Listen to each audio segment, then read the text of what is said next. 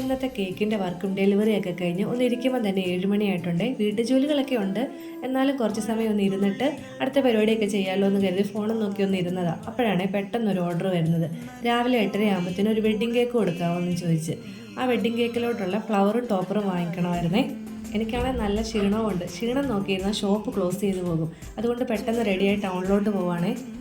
നമ്മുടെ വീട്ടിൽ നിന്ന് ടൗണിലോട്ട് 5 കിലോമീറ്റർ ദൂരമേ ഉള്ളൂ. ഇപ്പോൾ ഈ ശബരിമല സീസൺ ആയതുകൊണ്ട് റോഡിലൊക്കെ നല്ല വണ്ടിത്തിരക്കാണേ.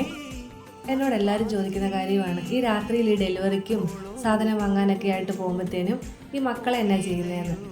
എൻ്റെ സ്വന്തം വീട് എൻ്റെ വീടിൻ്റെ തൊട്ടടുത്ത് തന്നെയാണ്. അപ്പോൾ ഞാൻ എല്ലായിടത്തും പോകുമ്പോഴത്തേനും പിള്ളേരെ എൻ്റെ വീട്ടിലേൽപ്പിച്ചിട്ടാണ് പോകാറ്.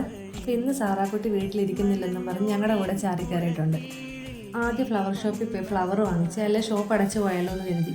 പിന്നെ കേക്കിൻ്റെ ഷോപ്പിൽ പോയി അവിടെ ചെന്നപ്പോഴത്തേന് അത്യാവശ്യമുള്ള കുറച്ച് സാധനങ്ങൾ കൂടെ വാങ്ങിച്ചിട്ടുണ്ട്. അങ്ങനെ കൊണ്ടുവന്ന സാധനങ്ങളൊക്കെ എടുത്ത് വെച്ച് കേക്ക് ബേക്ക് ചെയ്ത് ക്രം കോട്ട് ചെയ്ത് വെച്ചിട്ട് രാവിലെ എഴുന്നേറ്റാണ് ഈ കേക്ക് ഡിസൈൻ ചെയ്ത് കൊടുക്കുന്നത്.